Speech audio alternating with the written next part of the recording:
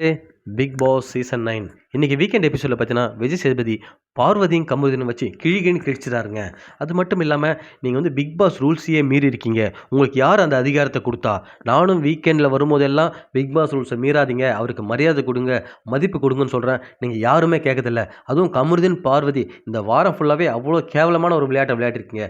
ஒரு டாஸ்க் பண்ண சொன்னால் ஒழுங்காக பண்ணுறதில்ல, டாஸ்க் பண்ணுறவங்களையும் பண்ண விடுறதில்ல.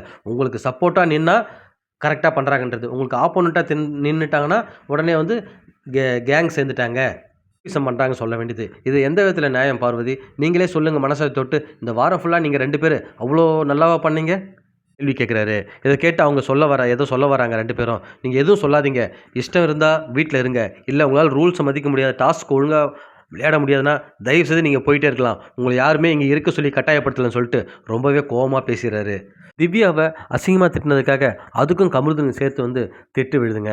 ஸோ கமருதீன் வந்து அவங்க என்ன ரொம்ப டிஸ்டர்ப் பண்றாங்க, ரொம்பவே என்ன வந்து வம்புக்கு இழுக்குறாங்கன்னு சொல்றாரு. நீங்க அதுக்காக வார்த்தை விடுவீங்களான்னு சொல்லிட்டு அவங்கள திருப்பி கேட்குறாரு. இந்த வாரத்தில வந்து நீங்க பண்ணது எல்லாமே அவ்வளோ சங்கோஜமா இருந்தது பார்க்குறவங்களுக்கு. இந்த மாரிலாம் பண்ணாதீங்க தயவு செஞ்சுன்னு சொல்லிட்டு ரொம்பவே திட்டிட்டு உட்கார வச்சுர்றாரு.